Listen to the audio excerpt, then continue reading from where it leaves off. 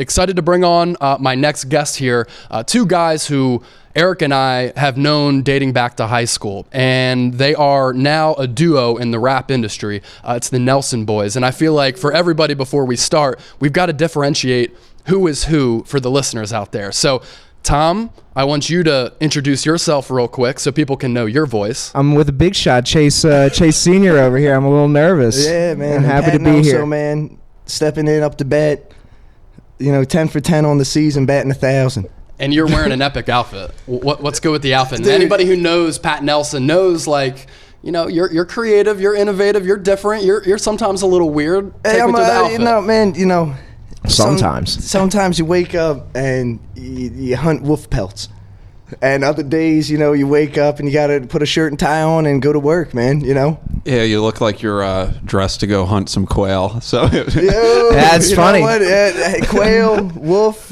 He just wrote a song about hunting quail. I did. Literally last week. It's been the hunting season, man. Wintertime, we're feeling good. 2020 is starting off on the right foot. There we go. So the Nelson Boys, you can check out all their music on all streaming platforms. Give them a follow on Instagram and Twitter. _Nelson_Boys. You can also check out their YouTube channel. That's the Nelson Boys. Came out with an October album called East Falls. That's on Spotify and all other streaming services. And also in 2019 came out with a 5-song EP titled Lost Cat. And as I mentioned, we all went to Bayard Rustin High School. We're in the barn right now. And I want to start with this because I think it's a good launching point for how you guys have turned into the rap duo that you are. And we're going to get into your style, your uniqueness, and why you guys take a different approach to music. And that's why I wanted to have you on, because I think it's fascinating how you guys have been able to carve a really interesting, specific, unique niche with all of your listeners. And you do things in a really weird way. And I got respect for you guys because you don't care what anybody else says. You guys have your own style, and that's how you ride with it. And you've been able to build an audience off that. But want to start with this because Tom, me and you were the same age, same grade. Right. And when I was doing some prep for this podcast, I kept thinking of this moment in 10th grade. Mm-hmm. And you and I were in the same class, 10th grade English class, right? Okay. And to introduce people to Tom at that time, would you say you were more so what we would call now a hipster then? Was I? Do you think? A little bit. Yeah, Tom was on it early, man. I think Tom was on some trends early. I don't know, maybe. So your appearance then, you were wearing a flannel shirt. Mm-hmm. You were really into rock music, rocking AC/DC shirts and stuff like that. And you had this long, raggedy hair. I did. Didn't take you for a guy who was into rap music. Right. But going back to that moment in that 10th grade English class, you're sitting a couple rows over from me, and I see you with a pen to paper, writing some stuff down. And after class, you come up to me and a group of some other students who we were with, not sure who they were. And you were like, yo guys, I just wrote this little rap, can I share it with you guys? And you did. And we were like, yo, Tom, that's actually pretty good. That's a ballsy move. I don't know. I can't believe Do you remember that moment? Who was the teacher? Can we honestly, drop names? Honestly, don't know who the teacher was. But a 10th grade English class, and you wrote up this rap, and I was so surprised because I was listening to hip hop then, and I was really into it, and I would always see you with these rock shirts, and you hang out with the crowd that was into rock music. Yeah. And I feel like it was at that moment your brain started to shift to becoming a rapper, and those were the infant stages of your rapping career. Is that kind of where this all blossomed? Because for me at that time, it almost came out of nowhere. Right. So I played guitar for a very short amount of time and realized that it wasn't really something that I wanted to dedicate time to. I was really into The Doors at the time. Jim Morrison was a huge influence to me. And I started writing poetry and songs and early song stages. And around that time, someone put me on to. I didn't really listen to my dad put us on to Beastie Boys. Okay. Yeah, for sure. Who else? House of Pain. Yeah, stuff like that. Run DMC. Shaq. My dad's a big sports guy too, so he dabbled into Shaq's rap career a little bit. Fragilistic, Shaqy-Outdocious. So yeah, I had, I listened to some rap, but not like. Someone put me on to someone like Nas, and like listening to someone who's super like lyrical, and there's a lot of metaphors and stuff like that. Really is what drew me in, because I really liked the aspect of you don't have to know how to play instruments to like write a song, pretty much. Right. So that's kind of where it started for me. I can't believe I think I remember like writing stuff down and like showing kids on the bus and stuff like that. Be like, yo, like, dude, you sold your mixtape. I did. I had a mixtape in high school that I think I passed out to everybody. I was gonna say that was my first memory of kind of when you started creating music. It was me and Lucas. R.I.P. It was the Zoo R.I.P. Animals out of KAOC. Yeah, dude. That's. I honestly, I think I might like still have that in the car, like because that's like funny. the car I used to drive in high school is back my parent. Like it's just kind of a sitting there for whenever we take our car in the shop. But I still might have that CD in the car. Beautiful. I think I have a couple copies still. Yeah, it starts off with the line from Training Day. You got to decide whether you're going to be a wolf or a sheep. Dude, wow. Are you hunting wolf pelts? And now we're out hunting wolf pelts. I actually remember that. Yeah, dude, now that we bring that up. Wow. Yeah. So yeah, like going back to that moment, like, I think I do now that you mentioned it. I remember you talking about Nas and how he was like an early influence on Definitely. you. But yeah, just like going back to your appearance, like didn't take you for a guy who was into rap music at all. And then like a couple months later, you do the stuff with Lucas, and then you start your own thing, Tommy Hilfiger. What were like the early stages of that progression for you, like hopping into what is now a reality and an everyday thing for you? So I had some really close friends who I'm still friendly with, that I went to their house all the time, like 5 times a week, and would record song after song after song, 5 songs a day for like 2 years straight. Like it was just like nonstop. That's all I did. I guess it was how old are you at this point? So I guess it was as I was graduating high school, and I would say 16 to 19. Dude, you were 16 early stages. Like I was recording. I was just kind of like here and there. It wasn't very a lot.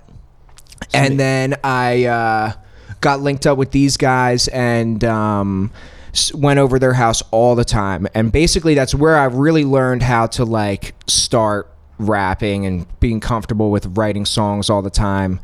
And from there I was at Delaware County for that time, and then I went to when I went to Temple, I honestly like didn't record for probably a year, almost a full year. I was like kind of like maybe I'm like that this I don't know if I want to even do music anymore. Like it wasn't something that I wanted to do. And then I don't know what it was. I just got back. I feel like Italy? I started at that point. Yeah, Pat started like a year around that time. Yeah. Pat was like getting into it. I was gonna ask, like, because you started off like solo, right? And then Pat, what was kind of like your progression into it? Did you have a similar like kind of upbringing, I would say, like in a sense where you were writing stuff down and then you decided like my older brother's doing this might be a cool idea to kind of combine forces? Yeah, for sure. I would say I would once in a while write. I kind of just liked going with Tommy and hanging out in the studio. He would be there all the time when I was writing music, like every day. Like he would be there a couple times a week just like hanging with us and observing. Dude, I don't know. I feel like it's from freestyling, you're at a party and stuff like that and just kind of saying some bizarre stuff and getting reactions. I was like, like this is trying to this make is kinda people laugh. fun. Yeah, And because you guys have always done that, going back to the Vine videos back in the day. Yeah, you've always for been sure, a for tandem sure. who has like been this dynamic duo that produces like really entertaining, quirky, weird, funny Yeah. content. Well, we appreciate that, Yeah, man. yeah. Yeah. And so that's kind of what it was. We loved making videos in high school. And I remember always liked making music videos, not even of our songs, but just of somebody else. I just felt like that process was fun. And then it was kind of like, Tom was doing it, so why not mess around? And I would say when I went to Temple, we spent about like $1,000 on a studio, set it up in our room, and like for about like a year and a half, just kind of practiced before I put anything out.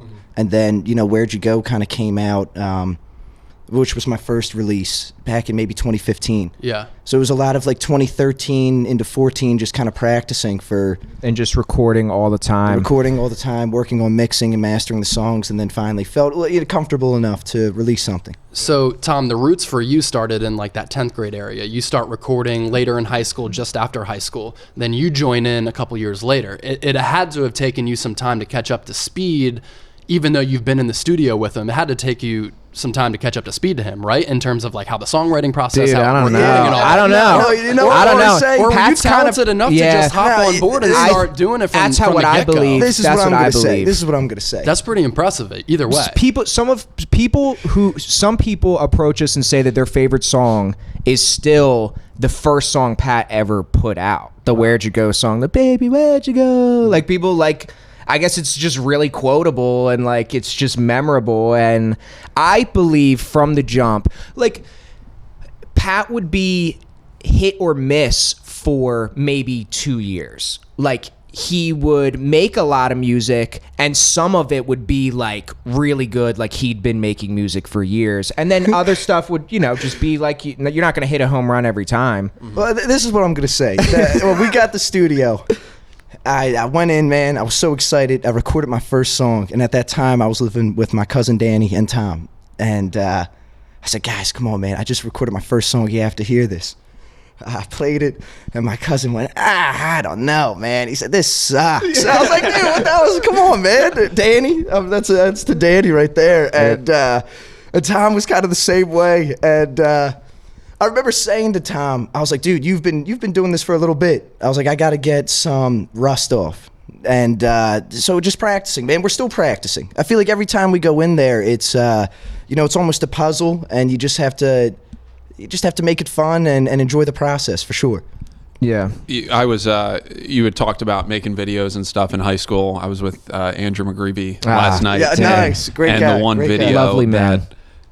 that I think tops all is the prank phone call to the substitute teacher. It's a good one. That is hilarious. It's a good one. We might have we have to put out a compilation For sure, video or for sure. something like that. Because that was I actually was just talking about that with Yeah. our new It roommate. was too easy. Like having those phones in every terrible. room. Yeah. Like it was That's too easy to terrible. just Yeah. go That's up and just terrible. call any room and be like, "Hey, yeah, the principal said you showed a Mean Girls to Mean the Girls class to it? and you weren't supposed to." And the guy was like, "Oh my god." He's like, hey, you're like, that's gonna fall on you, pal.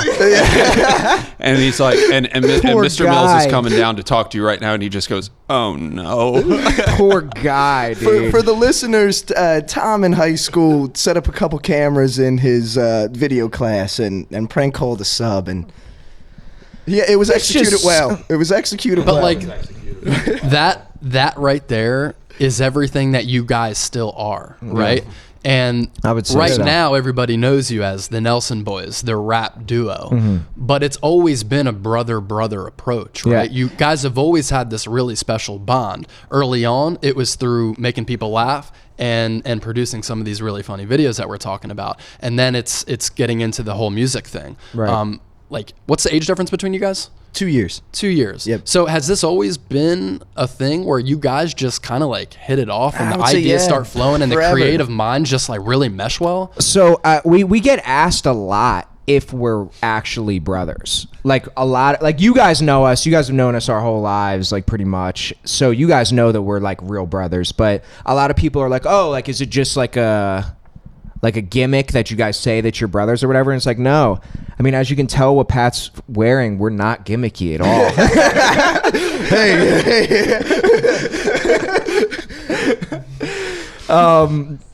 So yeah, we are real brothers. And yeah, like I guess the way our parents raised us is like, I mean, I don't even know if it's that. Like, it's just for some reason, me and Pat just always are. We're friends. Like, we're really, really close friends. So it's like it's easy to work on stuff like this with your friends. Like, I mean, it's not easy, but it's chill. We had before we started recording this, we had talked about South Park was just in mention, and it kind of reminds me of like that partnership that Trey Parker and Matt Stone have, and kind of creatively. I take that as an honor. Creatively, they say if it makes us laugh, it's going to go into the show. Like they have very similar personalities, very similar styles. So when you guys are working creatively, you guys are obviously very much alike, but you're not always going to see eye to eye on everything for every song. Right. Where do you find that happy middle? Because you could think of a line that you really like, or a chorus or hook, melody, whatever it is, and you could have a different take on it. Where do you find that happy middle? Yeah, you have to be really honest with each other, and I feel like we are a lot. If we don't like something, we'll speak up for sure, and if we love it, we speak up. And there's definitely times where Tom has said to me, "Hey Pat, you come back to earth, man." When something starts getting a little wacky, and I think something you would say I've, I guess. It's from me recording for probably 5 or 6 years before you even started, I kind of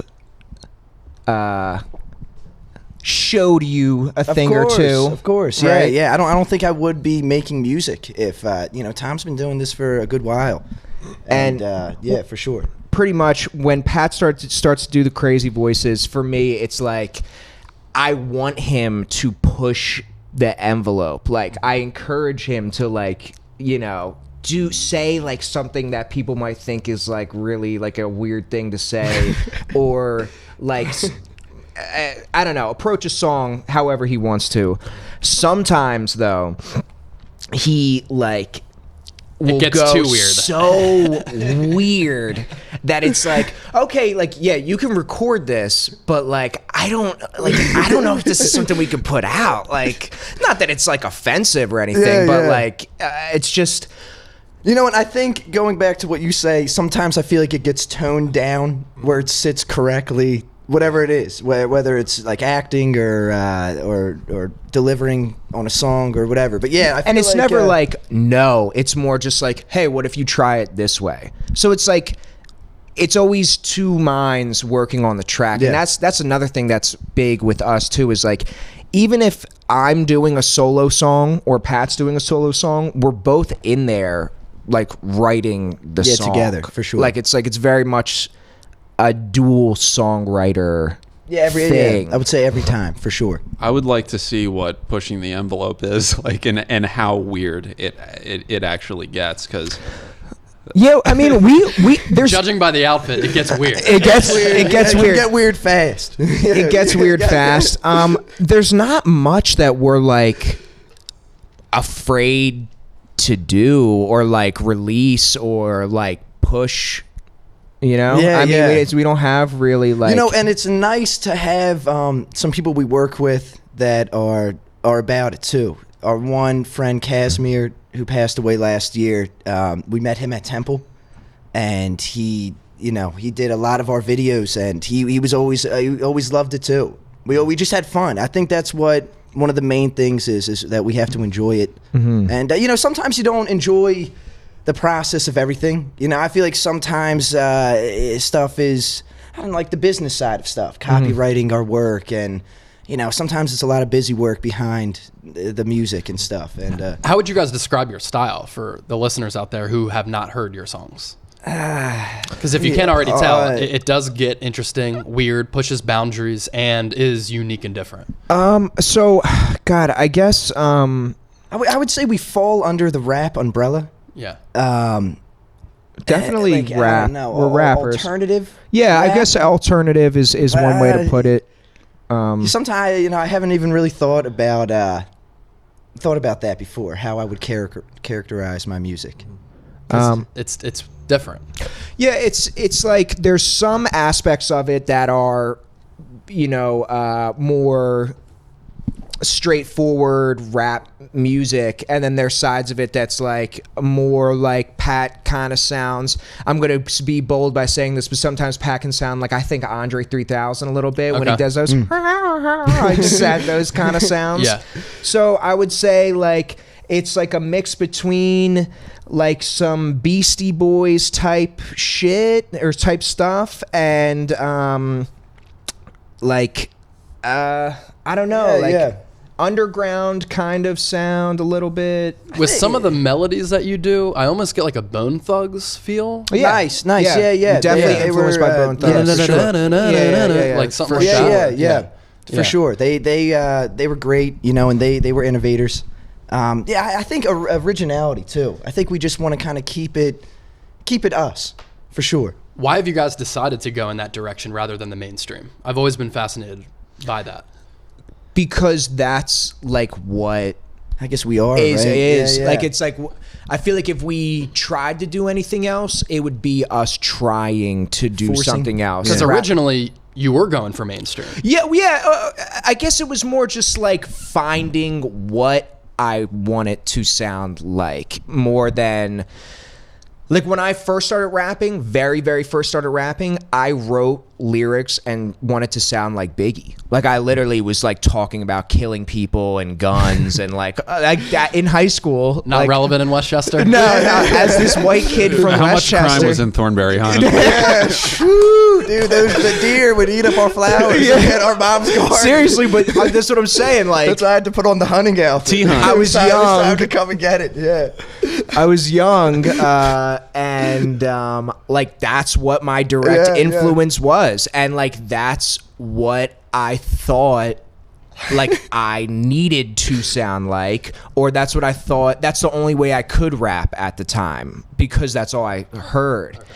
And then, like, are you guys familiar with, like, Lil B? Have you heard of Lil B before the Bass God? Yeah. You know the Bass God curse and stuff like that. Yeah. Very influenced by him. He's hilarious. Riff Raff, too. We're big influenced by him. Yeah. And just, like, guys who take themselves seriously but don't take themselves too seriously, and I think that's something that's with us too. Is I hope that we aren't perceived that we take ourselves too seriously. Yeah, definitely. I certainly don't get the vibe that like you guys are taking yourself extremely seriously. Keep it fun and quirky. I think it matches your personality. I think you guys are definitely like students of the game, right? So like. What I can appreciate about you guys is like your music IQ, specifically around rap and hip hop, is very high. Because I honestly don't even listen to. I listen to one song for like a month and then get another song. Do you know what song Pat has had on repeat literally for the past like 2 days, playing it all the time? Hot chocolate. I believe in miracles. Yeah, like that's the type of stuff Pat listens to. Yeah, and I'll just like listen to it all day. It came out of nowhere. Me and him are driving in the car, and he like puts it on, and I'm like, dude, like, why are we listening to this song right now? Like, that's so like I got mad at him. I was like, dude, can you like put on a different song? Like this is like it's like Austin Powers or something. Like, ridiculous. Yeah, man. But I feel like those are the roots to your style now. Yeah, and how you sure. guys are just willing to really do whatever the hell you want and not give a damn what other people think. Yeah, for sure, man. And it's definitely come with some morning DMs from random people in the morning, angry and upset. But if out of our house with signs, stop the I respect Nelson that boys. about you, how you guys don't care. If you're not getting hated on. Might not be doing something right. We need more hate, man. Please. I can't wait for more. This world. Bring love into the world, and people will hate and it, hate man. to the Nelson boys. Yeah. You talked about earlier, briefly, Tom, like in college or when you were first starting out, it was like around maybe that 2-year mark where you said, like you're kind of questioning whether or not you wanted to do the music thing. I still am. But in all seriousness, do you ever, questions for both of you, do you ever still go through those ebbs and flows where you're like, dude, I don't know. Well, last year was really rough. Like we lost somebody who shot all of our videos, made all of our beats, like someone who we saw like as like a brother, like. And even before that, the year before that was really rough too. And you know, to touch on mental health, like me and Pat both get depressed. Like we get seasonal depression. Like we go through stuff. And when you're putting so much time, effort, and money into something, and like it's sometimes we'll like release something and we'll get a lot of, it's not just for the response, you know, like me and Pat love to make music and love to release music, but sometimes it just feels like not so much anymore. I think we've been reading a lot recently, like doing different things, and been feeling a lot better about the path that we are on. But I think with everything, you can just question if you have a job that you've been at for a while and you're just like, oh my God, like what, you know what I think, what am I doing? Right. 2020, end of 2019, 2020, not even like meaning to, we took a really different outlook on it. And it's not so much like, oh, we're waiting for like this big break, but it's like, it's an everyday thing. Yeah. It's like, go, wake up, go to work, come home, and then work on whatever it is, whether we're making another song, planning another video. And it's just, I think it's just consistent action. And just releasing more and more stuff, I think you get thicker skin. I'm sure you probably, from the first podcast, you were like, all right, I'm going to put this out. Or the first time you were on TV. It's all a feeling out process. You find out a lot about yourself every time. And you learn. But then learning and messing up helps. Mistakes. God, I feel like make mistakes is what I say. I feel because we've made so and many. Learn from them. That's the most important. So many, where we've, way overpaid for something, just being naive about the situation, or thinking something is going to be bigger than it is and stuff, and then things kind of flop sometimes, and and then it gets to the point where it's like sometimes. You put something out, it doesn't do well, and it's like already on to the next one. Yeah. I feel honestly like by the time our music videos come out, we usually have another 2 done.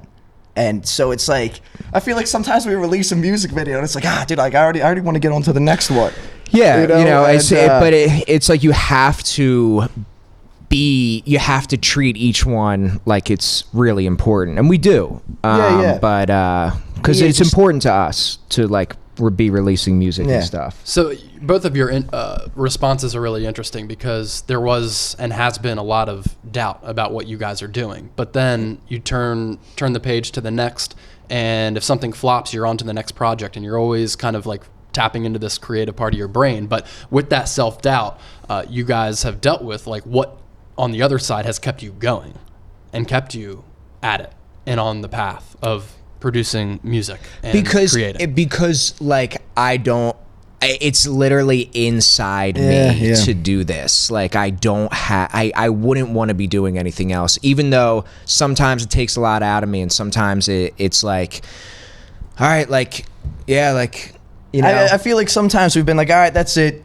And it's like, well, what do you want to do now? And it's like, I don't know. You want to make a song or something? we quit 15 minutes. You get bored and you're just like, let's make a song. All right, what else would we be doing? You got to do it for yourself. You got to do it for yourself, because music is a way for us to express and release, and it's important to just being keep on camera, doing it. All of it. Yeah. We like doing it a lot, even though sometimes it's it's a struggle to get wherever you want to go. Starting a business, it's strictly passion based. Yeah, it is. Yeah. If you don't have the passion, Yeah, I don't. I don't know, because there's a lot of out of college. I was doing some door-to-door sales. That was my first job out of school, And there was a lot of failing at that. You would walk around all day in Kensington and North Philadelphia and stuff, and try to sell Verizon. And then you'd come home and make a terrible song, and you're like, dude, this is like constantly. I'm tumbling downhill right now. Yeah. And so, but yeah, I don't know. Like we said, you kind of just keep building up thick skin. And we were actually just up in New York. We're gonna have a video over a song that our buddy Casimir made that's gonna be coming out. We were in New York, and we're just like spacemen, and we're kind of just running around the city. And I feel like 2 years ago I would have kind of been a little stressed and anxious, and then it was kind of just normal walking around with a space helmet on in Brooklyn. At Manhattan.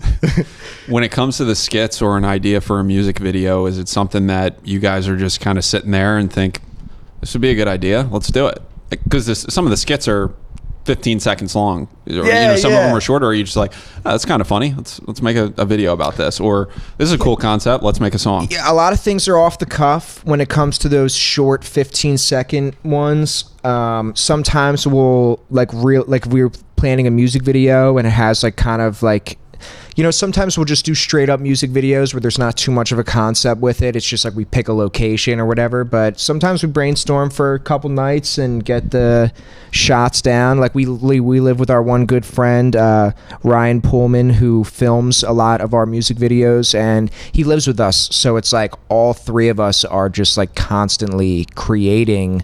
We're in a good place right now. It is a good place. It definitely is. Yeah, 2020 has definitely started out better than 2019. That's good. So it's I'd say even mentally, I think we're in a better place too. Yeah. A couple of times you guys have mentioned social media and how the online outlet can help a lot of artists nowadays. You guys have really capitalized on that. Over 5,000 Instagram followers, nice little Twitter following. You've tapped into some different niches and audiences around the world. How have you guys kind of utilized social media to expand your brand and test the waters a little bit and do things a little bit differently? Well, for one, we just love being in front of the camera. Like we love, we love making people laugh. Like I feel like it's a good place to engage with people. I like, we're inspired by, people like Gary V. We joke. Ed Bassmaster. Are you guys Ed Bassmaster fans? Bassmaster? Yeah. I don't know that. Ed Bassmaster. He's got some weird stuff on Instagram. Would you look at that? He's good. Yeah. He's a Philly guy. Would you look at that? Yeah. Look at it. Yeah, just look at it. Well, it's like I even joke about Gary V on Instagram sometimes. I poke fun at Gary V. Are you guys Casey Fry fans? Yeah, Dude, of course. He cracks me up. Yeah, some dude. of his stuff. All those guys are great. And Gary V, he was like, I don't care if you have 100 followers or like 1 million followers. Like the most important thing is to like engage with those followers. Even if you just have 100 people following you and you're a rapper or your business or whatever, like feed that, following them back and like liking their pictures, commenting on their pictures, replying to their stories, and like I think it's important to us to engage with the people who, like, when you follow us on Instagram, it's like you're not just following us, like we are engaging with you as well. And I think that's something that I think everyone should do. And I think sometimes it can be like I don't know, sometimes I don't think everybody like obviously Kendrick can't follow everybody back and like everybody's pictures and stuff like that, but at least where we're at right now, we're in a space where it takes a lot of time, but responding to everybody, like replying to comments also as well is important to us. Like replying to every single comment, YouTube, Instagram. Sure. It's what Gary V talks about like the gratitude aspect of it. Like he is so gracious that people really respond well to his message. He has like this kind of Tony Robbins type of feel. And sometimes it's kind of funny. Like someone will come up to him for advice and be like, "Do you have any advice? I'm 25 years old," and he'll just be like, you're gonna die, and they're like, oh my god, like. Thank you, Gary Vee. I didn't know till now. Yeah, I didn't know. Like, that's great. Thank you. It's so funny. I know. And he'll post it I love Gary Vee, and I think if I met him, he would understand why I make fun of him sometimes. But it's like, he's just like, he's so like, yep. It's like talk to me as if you're asking me Gary Vee advice. Yep. If you listen to a conversation that he has with people, he's like, he does that a lot, and he oftentimes will like interrupt people. Dude, he does all the time. It's so funny though. Or like finish people's sentences. He's like, yep. And you don't want to, and I'm like, dude, shut up. Like, let the person talk. Like, I know, dude. I love Gary Vee. I really do. I love to. It can get corny and cheesy. Of course. Well, you know what? That's part of the brand. Everything can. Eminem. Even we were just watching the Guilty Conscious video. Yeah. And Tom was like, dude, he's acting like Jim Carrey in this video. Like, it's so like bizarre and over the top. And I feel like things can get corny sometimes. You got to be over the top. Yeah. I texted Gary Vee yesterday. Oh, dude. He didn't respond though. Dude, give it time. Persistence, man. Keep hitting them. Here's my phone. Keep. I don't know if we're at the point yet where we want to put up phone numbers. Yeah. Maybe at some point we can inspire. Maybe that'll help you guys break through a little bit. You know? Yeah. I'll buy Everybody a burner just starts phone. texting you guys, and you can provide them with life advice. Yeah. While wearing a group camo text, outfit. you're all going to die. They're like, wow, these guys are like, know what they're talking about. They are deep. Speaking of your following, you have this weird following in Russia. How did that come to fruition in life? Can you say hello to all of our Russian fans out there? Привет, Russia. Dude, been trying to study Russian. Yep. But yeah, man, we were just working with a couple people that had a little bit of a buzz out in Russia. Yeah, shout out Team Sesh. Yeah, shout out Team Sesh, and we actually have done a couple songs now with a couple Russian artists, and it's just kind of fun to Blue Compact. He was on our most recent album on the song Trenchfoot. Exodia, we work with all he's the time. He's a producer, and we have a guy Sasha over there who we've done a couple songs with that are going to be released soon. But how did Russia find out about you guys? So we had to call up Uncle Vlad.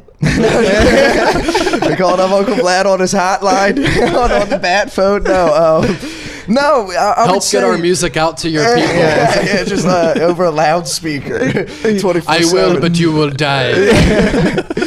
No,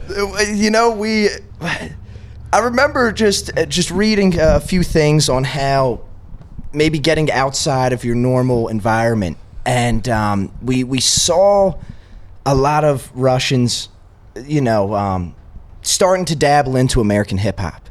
And it was like more and more and more, and like in comment sections and stuff like that. So would just see, like, I don't know if you guys have. There's a joke that on every YouTube, like popular YouTube page, it's like "Come to Brazil." Have you guys ever seen that joke before?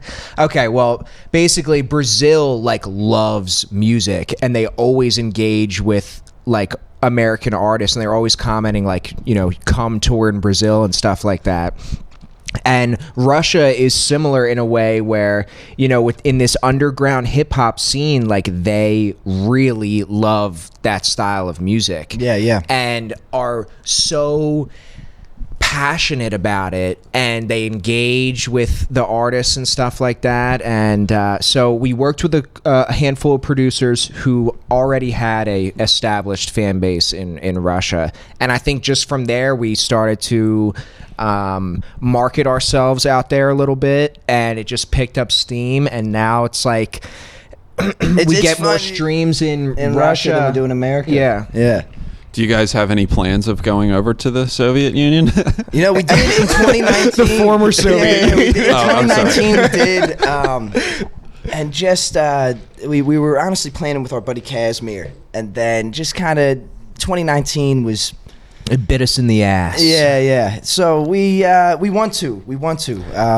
Immediate plans, sure. No. But I think we want to get out there this year, potentially. Yeah. if not 2020. It's a big undertaking. To feed the fans a little bit. Yeah, you got to Yeah, we got to get visas, and you can't just go over there with like a normal passport. You have to get like a visa and stuff. So it's a little bit of a process, but I think it'll definitely be worth it. The other thing is Russia is like so huge that it's like we would have, if we were to do like a tour over there, it would like we would be like touring an entire. It's like the size of the United States, Yeah, isn't it's it? You know what I mean? Yeah, like it's big. Yeah, and I still think it's going to take a little bit more time, to keep building fans and stuff like that. because we want to go on a USA tour too. Yeah, I just think it takes time. We still just need to keep building everything, keep putting content out until we have a strong enough following that we can do that stuff. Why specifically did 2019 bite you in the ass? Well, like Pat basically said, we were planning on going with our friend, and then he passed away, and it was just like, it was hard to make music that even last year. Yeah. Like we didn't even make a ton of like we didn't record that much last year. Like we still recorded, we made a lot of songs, but not compared to the other years, just because it's like doing music after losing someone who was so involved with your music. It just was like, I don't know. It took some time to heal, and then now it's like, we're ready to hit the motherland. I think there was definitely a couple month break there that we kind of just took a break, and still tried to release some things last year, keep it consistent.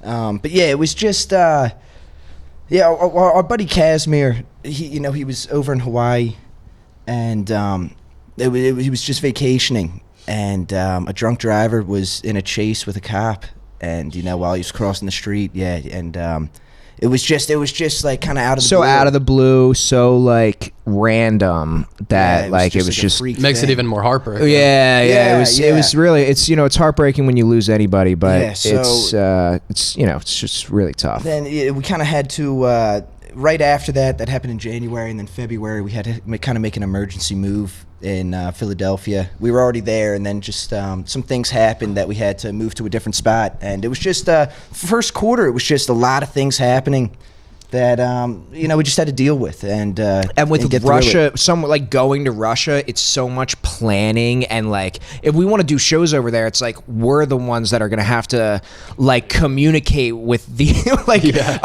like a Russian club owner who's gonna let us rent it out. So it's like a whole thing, and it's like we just couldn't like do that on top of continuing to make music videos and music Makes already. sense. Yeah. So What's allowed you to get back on path and find yourselves again as you enter 2020? Because you're talking about 2020 being a big year and rebounding from Casimir's loss.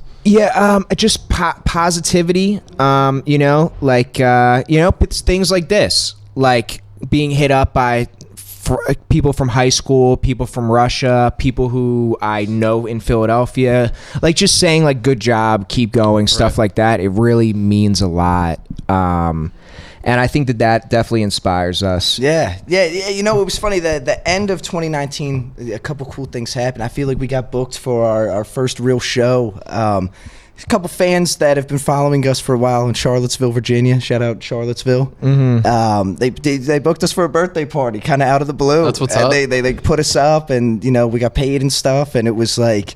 It was it felt like it was getting gotta be real. validating. It was like, oh wow, a lot of work. pretty cool, yeah. these people who we've never met before like want us to come drive 4 or 5 hours down there. Yeah, and it was a blast. Yeah. And then just a couple other cool things that just consistent action. I think it's just literally, like I was saying, an everyday thing, and it's not so much about waiting for a big break than just trying to kind It's of like make them baby happen. steps more more than like one huge thing that happens. Yeah, I feel like you have to take everything in stride. You take the victories, how big or small they may be. You got to focus on the positives, and it's like, as long as you do that, that's going to kind of keep you pushing forward, even when you are going through times of doubt or times of sadness, depression, whatever it is. It's like, people reached out. We have a show. We're getting paid for it. This is cool. Like this is something that is pushing us forward. Right. Is there anything else on the horizon for 2020 that more we can music expect? videos? Yeah. More music Lot more videos. content. More content. We're definitely going to do some shows in Philly. Yeah, but I feel like we were doing a lot of shows early on, 2014 to 2016, I would say. And we just felt like the online content was where we needed to direct a lot of our attention. Yeah. So that's important kind of step to us. away from performing. We still love to perform and stuff like that, but we just feel like we need to kind of build, a solid fan base first to make it more realistic. Any projects coming up soon? Yeah, I would say Anything you guys are working on? We got a brewing? couple. Yeah, we got a couple projects where you could definitely expect another project in 2020 for sure. Yeah. We have another music video that's going to be coming out in February, and we're going to try to hit everybody with a lot of music videos and some skits. Yeah, some skits. We've been working close with one of our producers named Jordan, who we work with all the time, and our good friend Jack the Rhymer. We've been working with him a lot. So it's like we're just going to be continuing to release stuff, and like I said, maybe we might hit the motherland this year. Yeah. Go to Rushy, but we'll see. Get our Russian license. And again, we're gonna become Russian citizens. That's the 2020 goal. Yeah, totally. Just move out of America and live there full time. Grinding out of the pad in Kensington. Yeah. Yes. Yeah, man. Currently in Kensington. So North Philly to Kensington. Right. Yeah, That's where man. you guys have transitioned from. Yeah. Living in two areas that can be tough, rugged, underprivileged. Yeah. Got to be interesting for you guys coming from Westchester to live in both those places, right? Give you some perspective. Yeah, it is what it is. We find a good deal. Yeah. We're dealmen. It's all about saving money. John and Jack Dealman. Yeah, and dude, we kind of a lot of the times we just stay in. We just kind of try to create, and we kind of stay to ourselves. It's I would say on the camera I can be crazy a different person. Yeah, and then when it comes to just hanging out, I think I'm pretty quiet and relaxed. I guess I'm always moving. I'm always fidgeting a little bit. That's always been me. But the Kensington pad has been nice to us so far. Nice. It's nice. We like Been it gentle. over there. Yeah. Little studio setup or what? For sure. I think that's the most important thing is from when we started is getting our own studio. And I don't know if Pat would be doing the style that he did if it was anyone else but just me in the room. Not now. Like now we, Yeah, but when he was when he was kind of learning, quote unquote, but to not be embarrassed, he's not embarrassed by me. He could do something that's totally like I guess you could say and be taking terrible. a risk Yeah, and be terrible when and then it's making like, a all right, song. no one was here to hear that. Let's scratch and it didn't that cost us and do an something. hour of time that we were paying for. It's like we got the studio, we saved up a little money, got the studio, and it's like we haven't had to pay for studio time in a little while. Yeah. That's nice. There's you obviously care about what you guys are doing and are very passionate about it. But there seems to be this carelessness aspect to kind of your guys' personality, which I think has only helped you in putting out some of the content. I was watching that Cypher video that you guys have done. Throwback. You're dressed in like a Ghostbusters outfit with a neck brace. And that the level cowboy of hat. carelessness.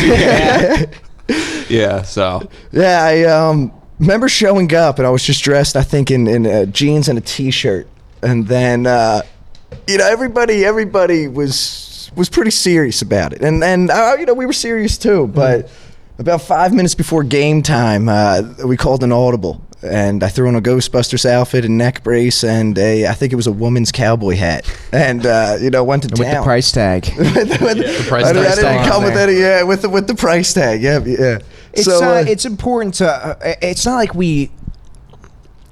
we're trying our hardest to stand out, but we don't want to be like everybody else. Right. Because I feel like you have to be a little bit different to do it, to make it anywhere.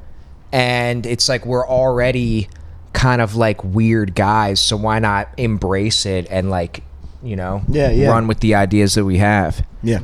Love that. Cool. Well, hey, it was awesome to have you guys in here. Yeah. Dude, we appreciate it. To We see really the do. development from you guys and to see the progression and just to see how you guys have like carved out this style, this niche, this audience, I've got mad respect for it. Thank you, man. And there's no doubt about it that your music is different and sometimes it can get weird, but that's part of the reason why I wanted to have you guys in here is because I respect the hell out of the fact that you guys, you don't really care. You just do you and let the creative minds take over. Yeah. It's awesome to see. Unapologetically Nelson Boys. Thank you. That's we really appreciate that, guys. We really do. It was wonderful to be here. We know we love you guys. Like, it's cool to come back to Westchester and hang out, and really happy to be here. Yeah.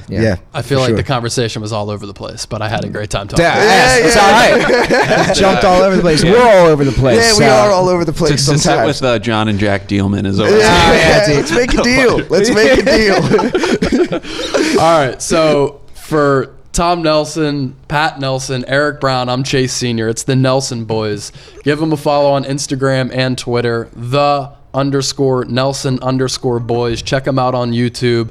The October album, East Falls, is on Spotify, other streaming services. The 5-song EP, Lost Cat, which was also released last year. You can find that everywhere. And continue to be on the lookout for these guys because they're going to continue to pump out content. They've mentioned 2020 being a great year, and we hope it's a great year as well. All right, let's All get right, it. Thank you, guys. Thanks for hopping on the podcast. This is the Chase Down Podcast. I'm Chase Sr., and we're out. Peace.